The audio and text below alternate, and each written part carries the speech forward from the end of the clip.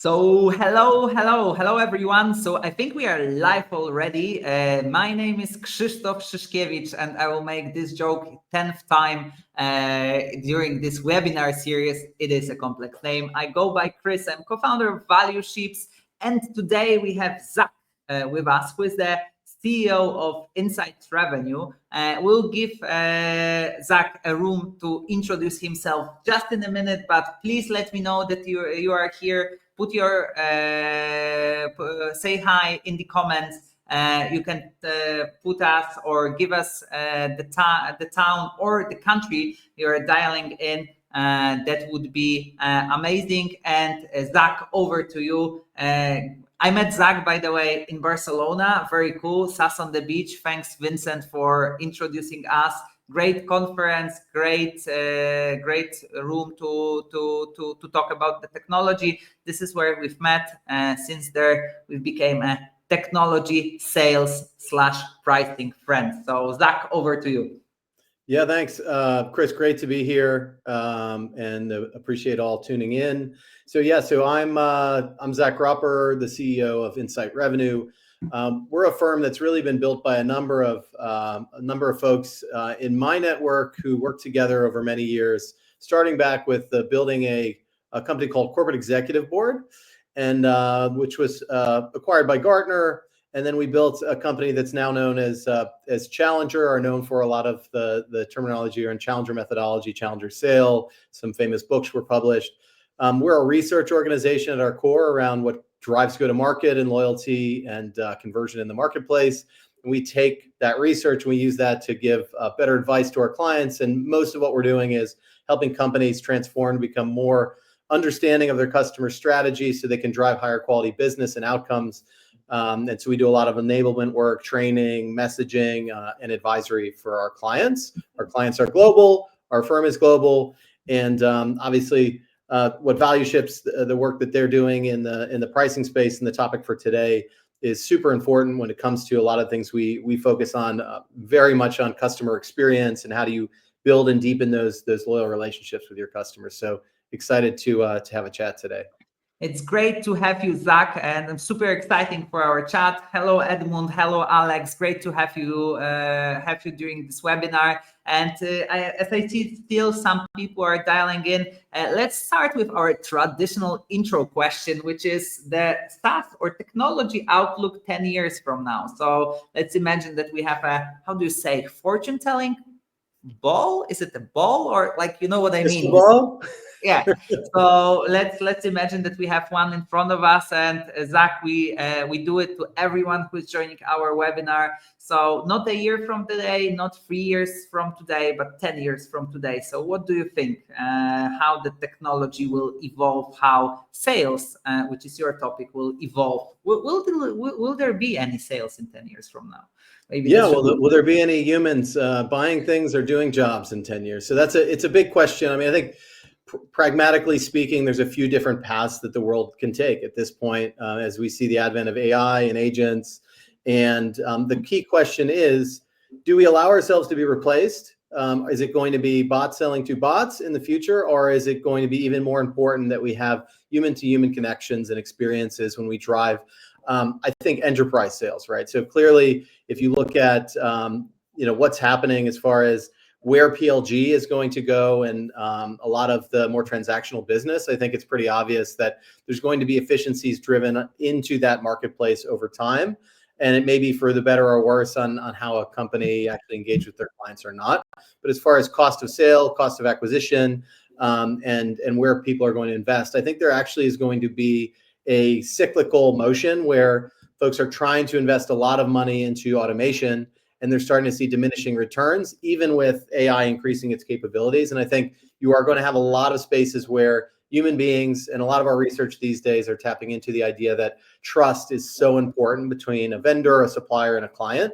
And I don't think that's going to go away in most industries for a long time. So I think the idea is going to be, how do you better use technology to get data, get to know your customer better? How do you use that to make sure you're delivering more value and value creation for your customers? But at the end of the day, when it comes to important relationships, and particularly for enterprise or strategic business, like humans actually working with humans to get things done where there are still humans doing jobs is going to be critical and very important.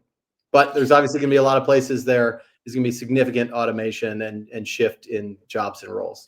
Now, sometimes I think that it's easier to predict what's going to happen in 10 years from now rather than tomorrow. And one thing for sure is that, the KPIs that you were mentioning, I think that you're gonna stay. The cost of acquisition has been here for I don't know, most likely 5,000 years whatsoever. So I believe that's going to stay with us for 10 years, 10 years from now. But maybe let's jump into the actual topic of our discussion. And to our audience, we share something in common with Zach, which is basically the passion for research. So we are also doing a lot of research, but also Insights Revenue is doing amazing things. And recently I have seen your Insights Revenue outlook for 2025.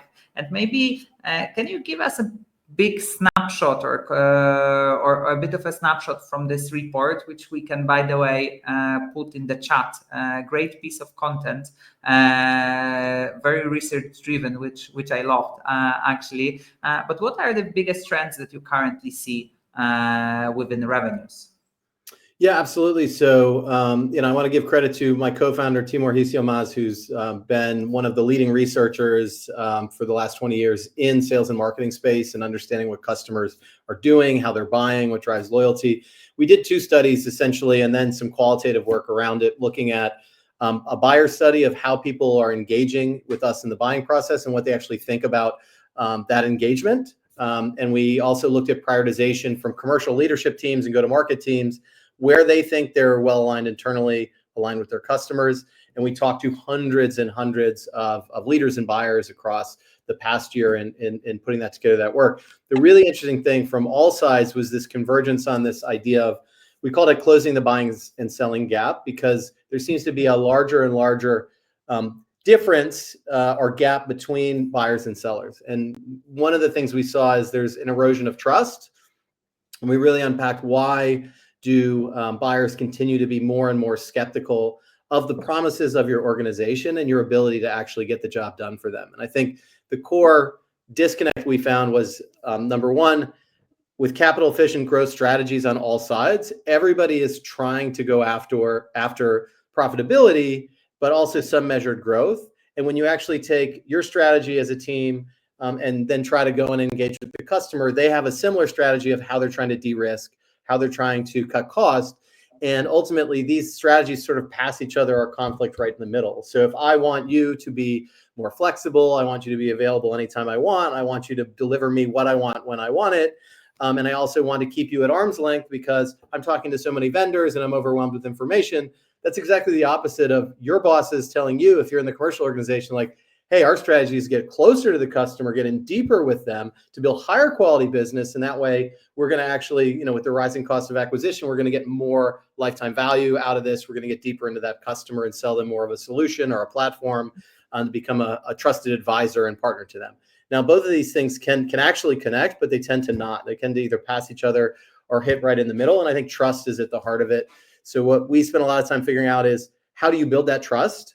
How do you then collaborate differently with the customer to actually get aligned on things like value? And then how do you get together to the other side to a better landing place for both client and provider? So I think I've heard this some time ago from April Danforth on one of the conferences, that we frequently see ourselves, and we for our businesses, we try to analyze the sales journey, but rarely we actually analyze the buying journey. So, for most of our customers, that's going to be, even for us, right, in valueship space, for most of our customers, this is the first time they're actually interacting with consulting company, management consulting company. This is the first time they are working on pricing. And, we are trying to do this nitty-gritty details, like when it comes to the sales journey, rather than think in terms of a buying journey. How do they buy? Where do they search for information? How do you build trust, right? Giving them very detailed and narrow pricing analysis, might be suboptimal, because maybe at first they want to look at the big picture. So I think closing the gap between those two, if they're going into two different directions, this is the perfect recipe for failure. So I'm glad to hear that. And of course, as a pricing enthusiast, I wanted to ask you how pricing plays the role, how important it is, and what are your main findings around the price?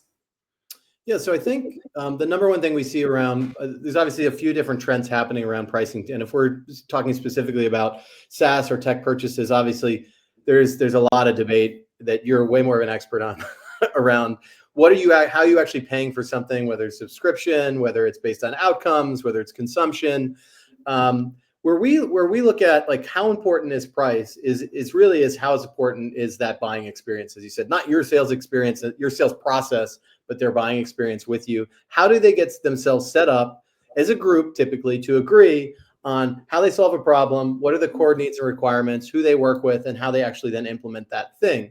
Now, price, it's really interesting. If you are off kilter on price compared to the market, you will not even be invited to be one of those 3 to 5 specific vendors or providers. So it is critically important that your price is set to your value, and that there is an actual establishment of what that value and consistency is that you can deliver. So if you meet a certain bar, it's great. But then the next thing we see is that now once you're actually engaged with the customer, they're actually much more open to understanding, first of all, how they should pay for something. And second of all, how they associate a value case for what they're paying for and what they're getting. Now, there is a divergence, though, because if you're dealing with procurement and if you're dealing with somebody who's not a strategic buyer right now, their job, if I'm hunting around looking for options, my job is to commoditize. My job is to go and try to make everything sound the same and feel the same, so I can put them into buckets and say, okay, so I know if it's all equal, then if it's, this one's cheaper, this one's more expensive, I'm getting the same thing, then clearly I'm going to advise the buying committee to buy the cheaper thing. Now, that's not where anybody probably wants to be unless you're completely in the wholesale marketplace. If you're trying to beat out the competition on price. So most of our clients, especially, they're trying to become more valuable, and they're also typically premium providers, and for a reason. And so then you get into a really interesting perception of value conversation. I think this is where your pricing model, how accessible it is, how easy it is to explain, how easy it is for the customer to buy from you, and then for that, how easy it is them for them able to tag, especially in their internal conversations, what they're paying to what they're getting. And then that allows you, if you've set it up correctly and strategically, that then allows you not just to get in the door, but then to easily expand and build momentum within that organization. And if you have obviously other use cases and other things you can do, you've built that trust and that mobilization around value that they bring you into other conversations, and you can serve them in other ways. So price is really critical, because if not only if you get it very wrong, you're completely out of the conversation before you even get a chance probably to talk to them. But then if you don't actually have a team that can explain why things cost the way they do, then you're going to be in real trouble, because at the end of the day, you're either going to have to discount a lot to try to meet the competition if you provide a more valuable service, or you're just simply going to get cut out and not be part of the selection set. That's like super interesting, and you touch on so many points. Just a quick comment from my side. So first of all, value versus price. This is super interesting, because of course, on the one hand side, the end of the spectrum is being too expensive. But what I have seen is also that you can be too cheap, right? So if you're telling me that you'll come up for me with 10% of revenue increase, and your price is, 1/10th of a percentile of this revenue increase, most likely I can become very suspicious. Or I have seen the tenders where they were like the decision process was like in jump skiing, right? So in jump skiing, if like the ski jumper is jumping, basically there are 5 judges, and they take into consideration only 3 rates. So they are skipping the cheapest, like the lowest one, and they're skipping the most expensive one. This is what I have seen recently also, that if your price is, for example, 2-3 times lower than the median price of the offers that we were receiving or they were receiving, you're immediately out of the discussion. So I think being too expensive, obvious for many, being too cheap, not that present in the discussion. So food for thought also while you are thinking about value versus price conversation. So, but this is just one phenomenon that I find interesting. But my question goes a bit deeper into the skills, because much of your work is around teaching and coaching the sales team, and you mentioned that very important skill of the future, correct me if I'm wrong, is to explain the value of the product, to walk the customer through value drivers that you're having. Do you think that the current sales team are ready for this? Do you think those value conversations are happening? What's your perception? Yeah, I think I was talking to a VP of sales at a company about 30 million in revenue yesterday about this very problem, and I think it's pretty pervasive in SaaS that sales teams don't actually do a very good job of understanding the customer's business, and if they don't understand the customer's business, they really don't understand what value means beyond sort of a point solution or a specific use case. And the problem then becomes when they're trying to make or justify additional spend or justify any differentiation. And that's a game of telephone that's typically being played between the person who's shopping and the actual buyers or the strategic influencers to that purchase. If you actually show up and have a conversation only about your product, which is what most SaaS salespeople do well, exactly, right? Like, there is still the debate, like, is it a disco demo or is it disco and then demo? Like, are we doing medic or medpic before app? Like, where is the discovery happening and how are we using that information? Like, most of the time people are running into a brick wall. And so then you have this conversation. I think most of you in the SaaS space will become, the phrase is multi-threading is so important because we're getting shut down by these other people we're not talking to. Well, if you haven't earned the right to be put, if you're just somebody they look at and say like, hey, that's the person who I'm going to be twisting their arm at a discount.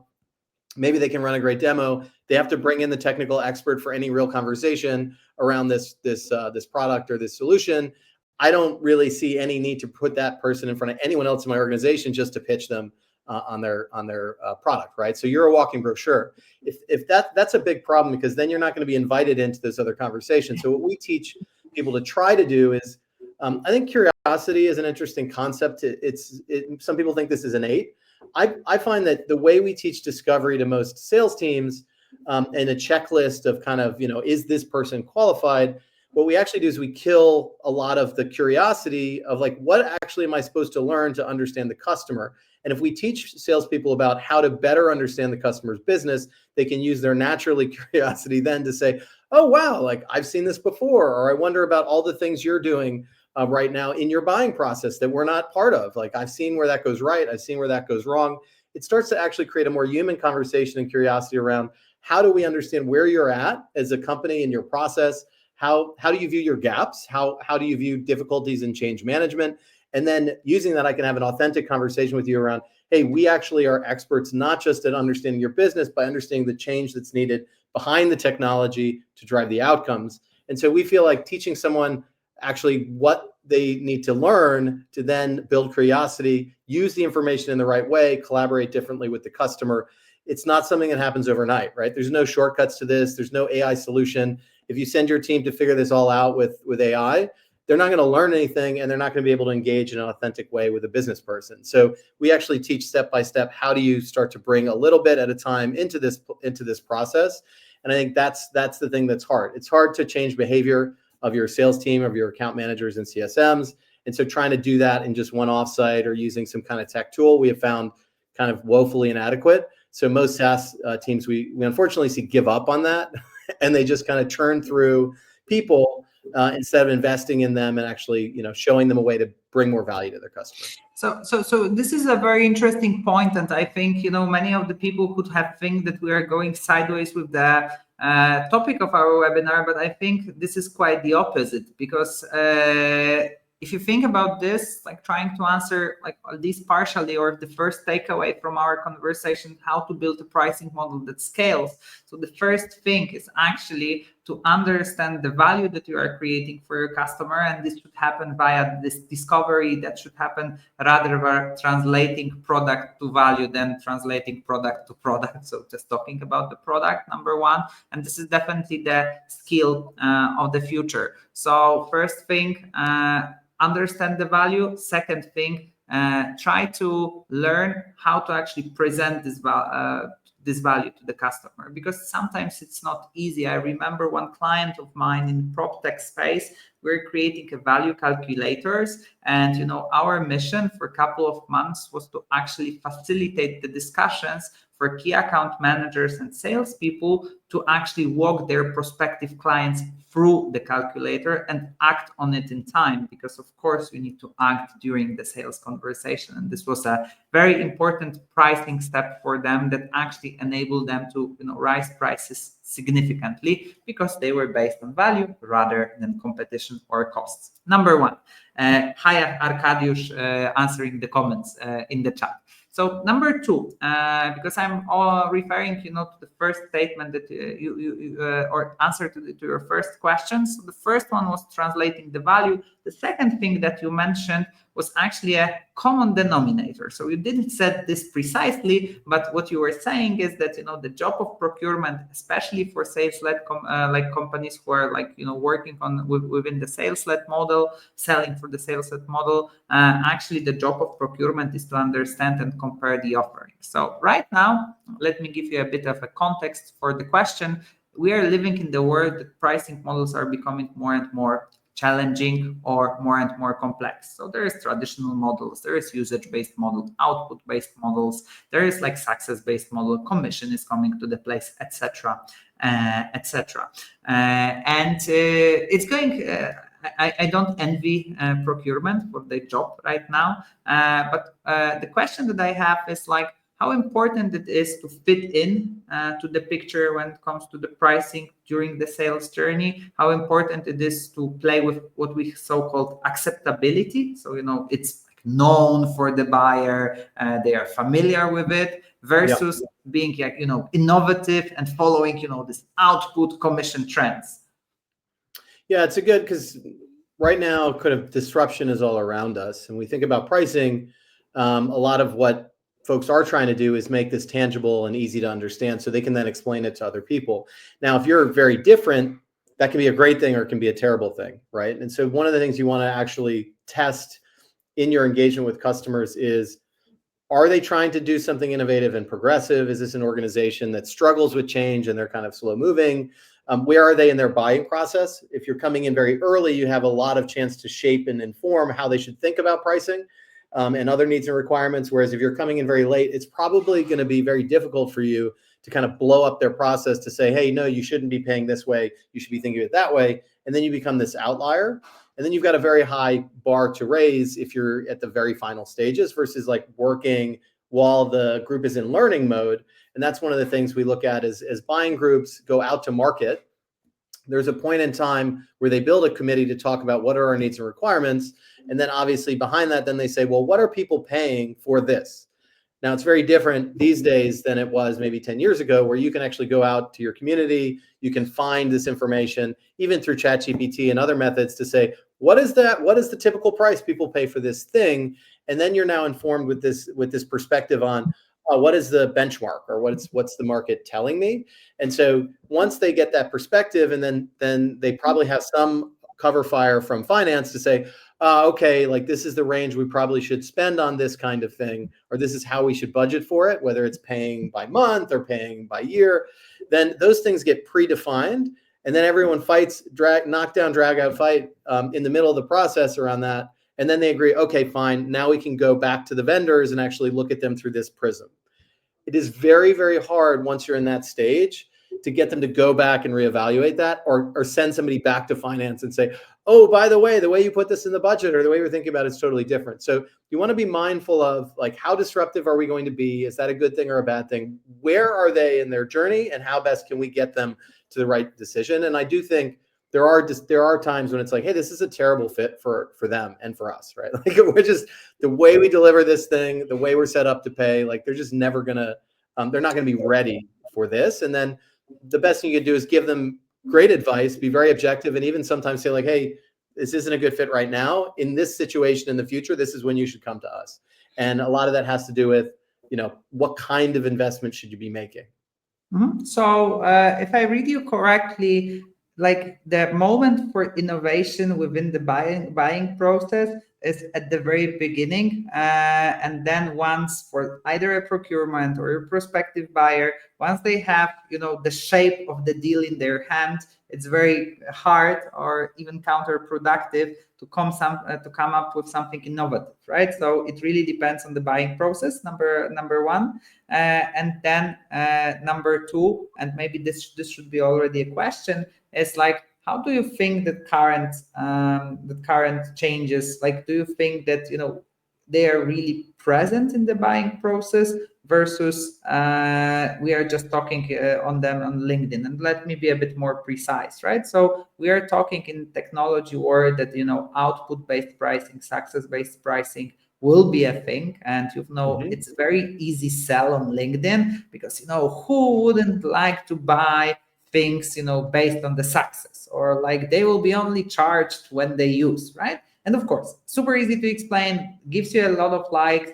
There are many companies that are actually already doing that, but the things that we don't see is if they are actually successful. So from your perspective, is the change real, or this is just a marketing buzz? I haven't seen a lot of really clear evidence that this is a scalable strategy for a lot of different. I think there are business models where it's very easy to calculate and track in transactional ways, things like obviously utilization and things. I mean, like a cell phone contract, right? They used to be, before they were all included, you really were monitoring the minutes you were using. So consumption-based, outcome-based is much more difficult, because then it comes down to this thing we were talking about before, perception. What is the relationship? Yeah, what is the relationship between what I'm doing and all the other factors involved to deliver that outcome? I mean, a lot of times this is something our data showed us is, so we happen to be, frequently bidding on sales training. So in the sales training space, it is not, unfamiliar for someone to come in and say, hey, we will increase X by 20%, right? Everyone will show up and say that. And the buyer will be like, okay, great. Like, it could be total BS. Like, we don't, it doesn't mean anything to us at that point. And then if we push for a success fee, it's like, oh, you're going to increase the conversion of our sales team by this much. But then again, without historical data, without looking at all the factors involved, the client can easily get out of saying like, this thing led to that, or we could easily go overboard in taking credit for a deal. There's a client we work with who we helped them work on a deal that was almost $1 billion. So great, 20%, like that, we'll take that, and we'll never need money up front again. So as you get into different, I think it's really understanding in your space, like the evidence. What we're finding is you probably can enter it. There will be the more as well data and technology becomes better threaded together into these offerings. I think there's a space where there's a balance of upfront fees and then some that's at risk. And that balance has to work well on both sides. Otherwise, like, the companies that do this well will collapse. Even if their clients love it, like, they aren't going to make money off it, right? So if we look into the long term, how do you actually agree on a balanced scorecard, which is what we do with our clients? Like, these are the metrics that actually are meaningful to impact and realistic, not just like a pie in the sky. And then we'll use that to evaluate things like additional investment, things like how we expand services. And I think I'm hoping technology will help companies do that in the future. Companies like ours would love to be able to win based on better outcomes, because we believe we'll drive better outcomes, but you've got to do it in an evidence-based way. And I think, Chris, I'd love to hear what you're seeing in that space. So first of all, I would love to actually tell the audience what an amazing solution you just heard or received from Zach. So for me, the whole, like, the thing about outcome and success-based pricing is all about the value conversations, because attribution, I will give you a question about the attribution just in a minute. But before we go there, the thing that you were mentioning about the scorecard is amazing, right? So first thing, if you want to go in a sales-led process, if you want to go with outcome-based pricing, agree on the KPIs. tell, or and also it's fine if you don't know some things, if you don't know fully attribution. It's okay for me to be transparent with your client, but at least agree on the things within the scorecard, what you actually are responsible for, and what are the different things on the market that can influence it. Because of course, direct attribution, like in pricing, most likely it's only expansion revenue while increasing the prices to currently existing clients that can be directly attributed to pricing. But all else, come on, everything else, come on. We're living in a quite complex world. So many things can happen that that this is responsible for that. I mean, rarely feasible. So I think that additional thing to answer the question from the title of our webinar. The second thing that you have said, and I think it's very important, is gradually introducing the new model, right? So having a fixed component to it, and then on top of it, adding the usage component, success component, the output component, because turning your business 180 degrees because there is a hype around pricing. I have seen actually big companies failing while doing that, right? So they thought, okay, now from user we'll go to outputs. Yeah, great. Nobody wants it, right? So of course, or nobody knows how to buy it actually, the buying journey again, right? So I think the second point that we can make to answer the question from the title is that if you want to build your pricing model that scales, having a fixed component that will secure the jewels, secure your business, plus gradually adding usage, output, success, depending on your business component, is actually helping you in scaling. But while saying that, even if we ask this outputs less usage component, success component, we need to think about the attribution. So what you've mentioned, who is responsible for that? Any guidance for the audience, or anything that you can recommend when it comes to attributing the success while talking to your clients or selling to your clients? Yeah, I think the real key, and this kind of goes to a concept that some people call ROPE or COI. So a lot of us, we try to sell on return on investment, which is a very hard to believe metric for most of your clients. The data we have from clients shows that salespeople don't believe your ROI cases, your return on investment cases, and but even less does your customer actually believe there's any way to verify that, or that you're not just always sharing the best case scenario and that they are not going to achieve it. So one of the things that we find is quite interesting, and I'll try to see if we can tie this to the point of the question around your pricing model is what companies do believe is something they can track and measure themselves, and that's already has historical data. So if you look at a problem in a company where it's an ongoing problem and it's happening this way, and you can plot the trajectory if you keep doing what you're doing, then that's your cost of inaction, right? So what you can calculate is the return on eliminating the pain that's existing now, if we were to do something different, because you've tried probably multiple ways to get rid of that problem. And so then over time, you can say, well, if we were able to reduce the impact of that by X%, how valuable would that be to your company? And then that's normally going to be a much bigger number than the investment you're making in your product. There are ways to say, hey, do we get a bonus, or could we get a success fee based on if we bring that cost down, or that leakage down in your business? And then we can agree on, how do you track and measure this? Is that credible? We can all sign on. So I think those are things that you can actually get before the deal is done, agreement that, hey, we know what it's going to be if we don't work with you. And so if that improves, then that's the different thing. And so I would most companies don't focus on that at all. So I would say, looking at sort of the balance between return on investment and cost of inaction, or return on pain eliminated, gives you more opportunity and more credibility to start talking about value, and then potentially some of these things around attribution. So I think it ties back to the question that we have in the chat about that Ion put. So how to work with attribution. So Zach, correct me if I'm wrong, but for me, what you are saying is that you basically should work on the KPI of an outcome that actually your customer is familiar with, have data actually to verify it. And actually, not only you will be responsible for tracking the outcome, but also the client will be responsible for tracking the outcome and understanding if actually your solution changed something, right? So exactly, and also thinking of leading and lagging indicators in those metrics. There are some things that you can influence more than others that lead to an outcome, and so you can agree on you maybe can more agree on those intermediary metrics that might lead to that outcome as well, because they might be easier to track and more realistic and have less factors involved.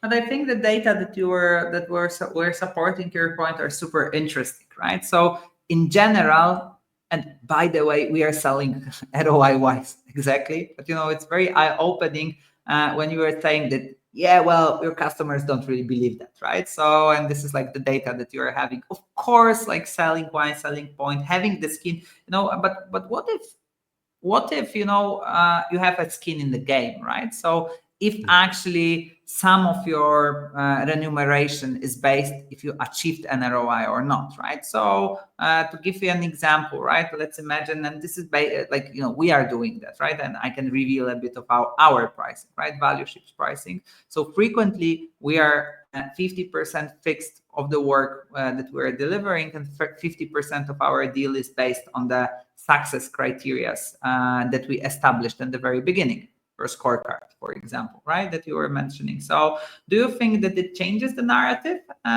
if you actually have the skin in the game, and actually your half 30-40% of your remuneration is actually based on the results achieved? I think the positive sides of that is that, number one, it shows a lot of confidence in the buying process in that you're going to drive the result, right? So I think that's a huge positive. And the other thing is, I think if you can establish, so for example, discounting, right, as a status quo thing, like if a company says this is our list price, we are typically discounting 20%, and the sales leader spends more of their time approving discounts than they do actually doing strategic work in the business. The value of, and we've had this conversation with a few clients, the value of reducing discounting or aligning to your, if you agree that your price is right, aligning to that actually can have a huge value, and you can track to it. And having a success fee tied to that, it sounds like a wonderful thing. Plus, what it does is it eliminates risk. And so when we look at lots of 50% of deals are stalling out near the end right now for a lot of companies. This is one of the things we look at. There's some great work as well. There's a book called The Jolt Effect that my colleagues, my ex-EEB colleagues have published, which is pretty good, that talks about when you get to a point where it's hard to make a decision, if you're able to eliminate risk and you make it easier for them to buy, this is a great tactic, Chris, that you guys have as far as being able to say, hey, listen, you may be comparing us at full price to this. What if we were able to take down the price by this much and then link to a success fee instead? I wonder, I think it also depends on who's driving that conversation. Is the customer asking you to base it based on success fee, or are you introducing that? I think that might change the nature as well. I don't know if it's better or worse if the customer is asking for it. I might guess that a customer asking for it would be red flags to some organizations. But if you're familiar with it, have a track record of doing it, and have a growth of tracking and measuring, which it sounds like you do, I think that sounds like a fantastic balance. So it's so I think that outcome-based pricing can be a great model, and most likely it's the most tied to value-based pricing, right? It's basically you're taking the fraction of the value that you're delivering to your client. But definitely just to try to wrap this section up is that customers need to believe in it, and having a skin in the game might be helpful for you in order actually to make them believe that this is a valid point. Yeah, okay, so sorry. Yeah, absolutely. I think it's something, again, shows confidence, and it's great if you can work around that model. I'm sure you can also eliminate the upfront cost of a client, and then make sure that there's much lower risk on the backside. So the last section actually, so the first one, like value conversations. The second one is actually about new metrics and introducing them gradually. The bonus here was a scorecard. Highly recommend for everyone to actually remember about the scorecard. The last thing that I have on my plate in order to build the scalable pricing model is agility. So you've mentioned discounting. We can also call it negotiations, right? Because by the way, how I treat discounting is just talking about the price. Negotiation is price versus value, right? So okay, we are happy to go low, to go lower, but we want to do X, Y, Z, or you will not receive this analysis whatsoever, right? How important it is, right? How important is like your flexibility, agility, discounting policy in building scalable models? Do you think that it is important, or and you should actually use it as a tool, or you should rather, this is the value, this is the price, that's it? Yeah, I've worked in, it's interesting. Gartner is an organization, was an organization who said that we don't discount, this is the price. When we were acquired as CEB by Gartner, it was sort of a relief to some extent. For a lot of people, it's like, the customer will believe me now when I say we don't discount, because no one else around me is doing discounting. Now, if you can go out and talk to someone else, they're like, hey, they got a better price, then your credibility is gone. And a lot of it, that's a huge problem. But I think on the other side, there are a lot of people who are very worried, especially for folks that are on a legacy type of pricing model, or have been given discounts. And I think it depends if you're a market leader in that position and you can command that as well. And I think so. This is for Gartner to say we're not doing discounts. Sorry to say, startup, it's a little different. To say my CEO set this policy, it's like, hey, there's 5 people in your company. What are you talking about? So yeah, I think agility is important, especially if you're innovating and expanding and trying new things. I think a lot of times not giving. So I've seen a lot of mistakes made, for example, and I'm not advocating for discounting at all. What I'm saying is like a lot of companies expand into markets in the Mediterranean, as an example, or into new markets, in Europe, and they say, oh, well, we don't want to have to deal with different pricing, so we're going to do a blanket type of pricing. They set goals in a different way. Then suddenly you set up a team in Italy and in Spain, and you're using pricing that is working maybe in Paris or in London, and you start to say like, hey, wait a minute, like, do we give local teams the ability to learn from the market, give feedback over time, and affect our strategy as we go? And I think that being able to benchmark and have really data-driven advice around pricing is important. I think there's a balance here. Like, too much flexibility, though, I think is just a headache for everyone. It's a headache for the customer to understand what value and credibility is. It's a headache for the team to understand, am I getting the best deal? Because the top performing salesperson can negotiate a different deal internally because they have credibility, whereas I can't.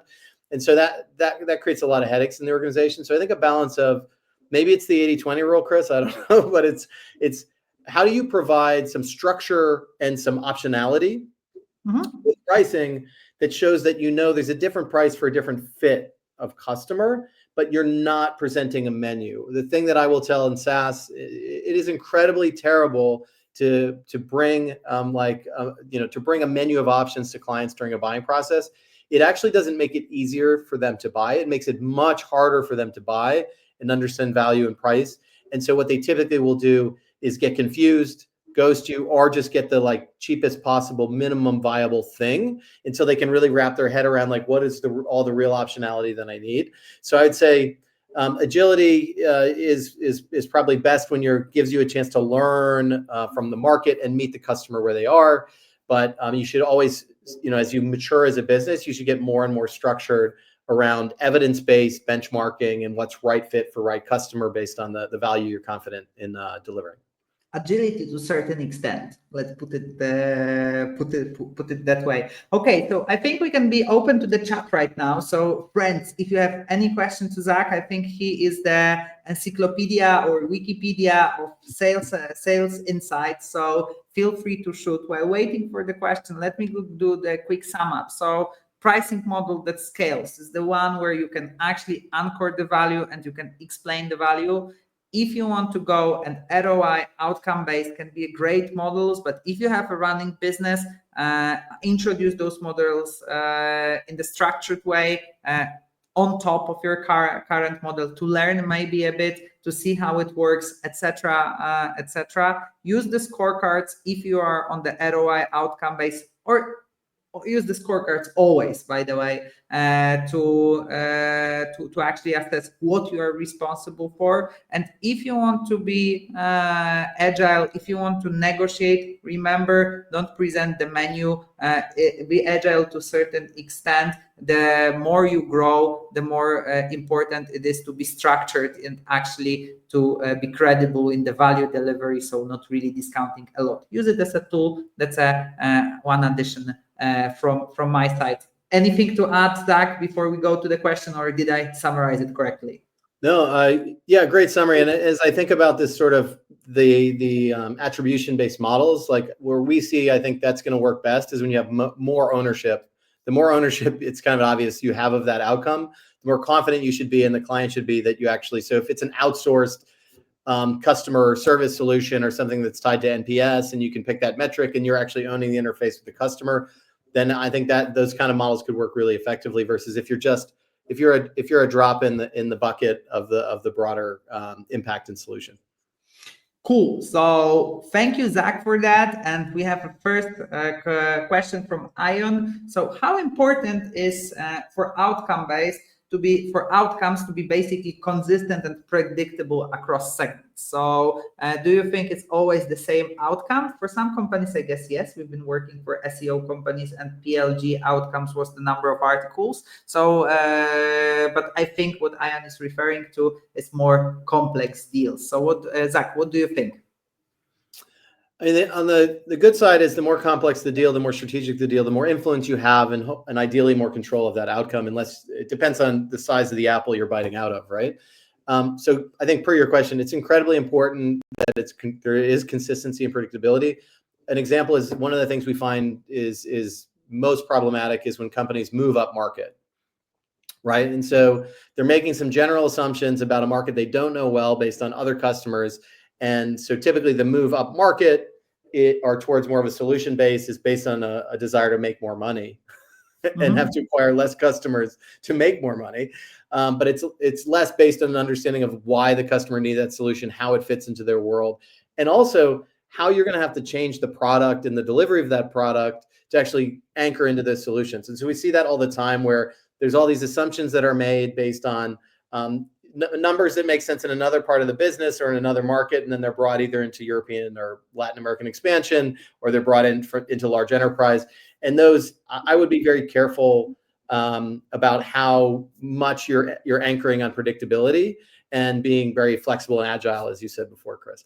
So there's a hidden twist in this question, right? So it's at one hand side you want to be flexible when it comes to delivering value to the customer, but on the back hand you have a model. So so adjusting it takes time. You have technology. So if you want to produce different outcomes, if you have some value scripts, some value dashboards where you are presenting the value, this also requires an update. So I think that it's just like super big strategic deal. I mean, the flexibility can be welcome here. Never, or addition maybe to the current model can be okay here. But then just every time different outcome, most likely not the most sustainable way of using this lever. We have additional question from Edmund. So I'm not sure if I'm reading this correctly, because talking about MVP pricing, how would you comp, which is a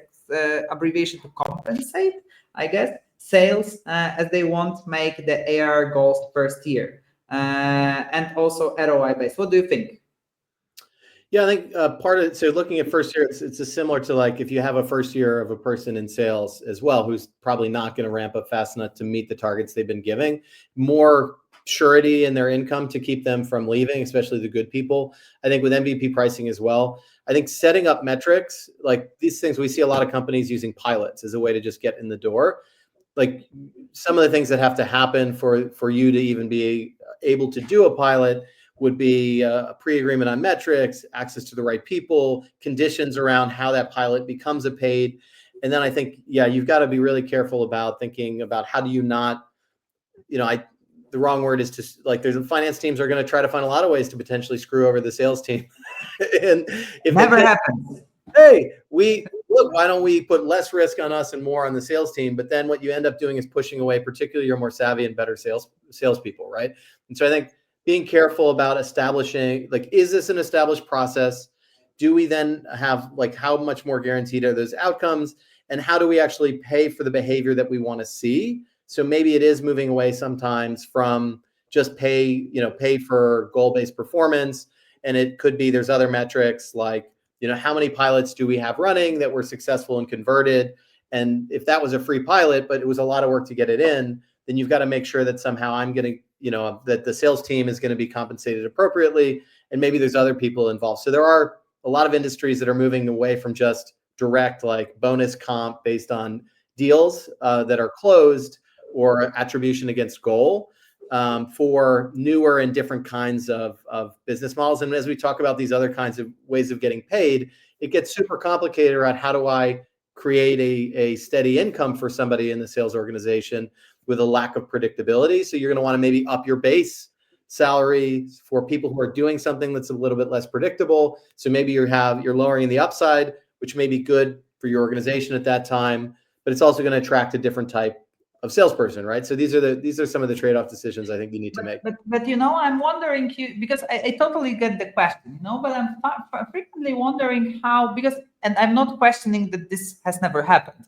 Most likely it is a problem for some of the companies, but actually, thinking about, how repeatable this problem is, because if there is a big deal that will not bring you the ARR throughout the first year, it means that most likely it's a big strategic deal, and most likely junior salespeople won't be responsible for that. And then, the more senior you become, your compensation is getting a bit different, right? When you're a junior, maybe more of your compensation is a variable, blah, blah, blah, stuff like this. So this might be a real problem. Nevertheless, the more senior you become, the more differentiated your source of incomes become, right? Because it can be different clients, you can manage the team, so it can be, your bonus can be tied back to your team.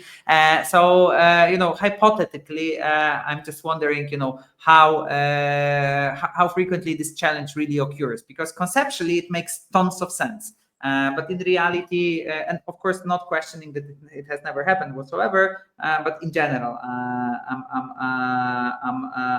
I'm wondering. So I think there's a big discussion on this in the chat already. Yeah, Zach, sorry, go on. Yeah, and one thing I neglected to mention where this comes up most often is when you have different people entering that account at different stages of the account. And so, I've worked with and had many different teams where there's been a lot of debate around, once you win that deal, you want to incentivize the right decision-making and the right fit for the client. So is there an overhang of 6 months? Is it 12 months where they make the same commission and have an opportunity to upsell? Or is the responsibility passed to a CSM or an account manager? And then how do you fairly compensate for that balance? But this is where I see this conversation come up most often, is that you don't want to not bring a customer on board because you're kind of hanging on for the bigger deal and you lose the client. So you want to give an on-ramp for the customer. But at the same time, we know that there may be, for a more complex deal, a long sales process. So you need to then think about, is it 6 months? Is it 12 months? Even if the account's been hanging over, where the person is actually still going to get some credit, and it might actually atrophy over time based on how much they're involved in the account and how long it takes for that account to be upsold. And actually, there is also a pricing question to this. There is also a pricing twist to this question, because also it depends on the pricing structure of your deal. And what we are frequently, within situations like this, especially working with a bit smaller companies that are just betting on this one big deal and they're very, very close, but they know that cash flow wise will be hard for them. We're frequently telling our clients to have the open conversation with prospective buyers, telling them, hey, and this is where you can discount and negotiate. You can say, hey, the total value of the deal is 1 million euros.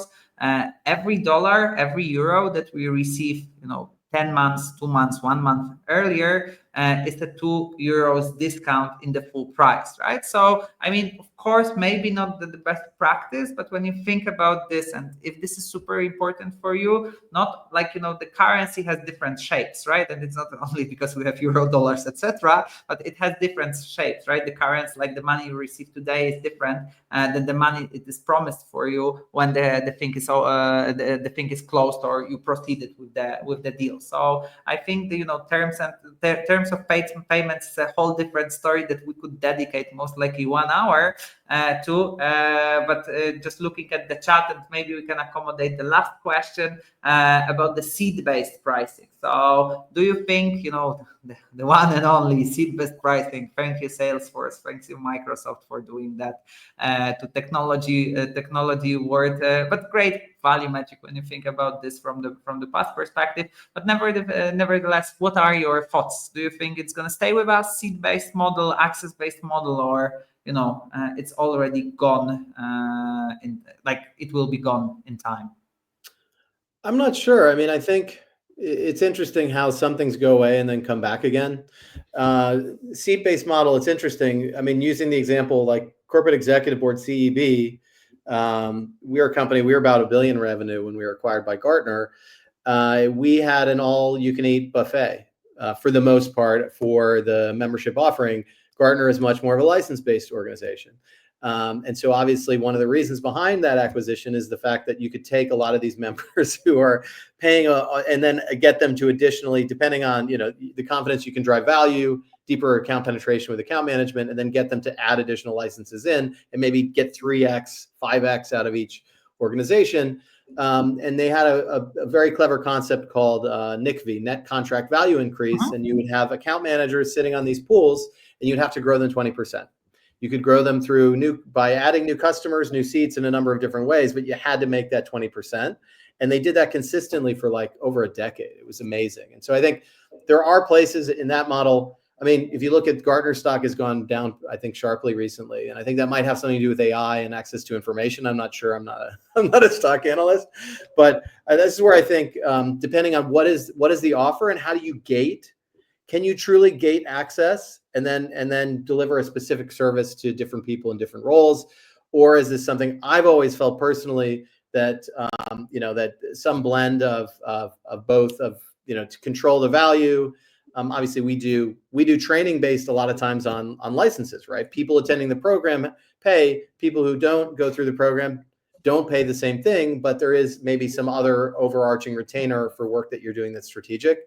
So I think, I don't think it will go away, but I think it's a better fit for some business models than others, for sure. I support this, that for some business model it makes sense, for some solutions it makes sense. It can be also a very nice supporting value metric to limit, for example, the usage of your product for the biggest companies that are using the smallest plan, for example, because they can't afford having one passport for 5 different users whatsoever. I agree. Friends, thank you very much, Zach. Thank you very much. We planned this for 45 minutes. We made it 1 hour, as most likely always.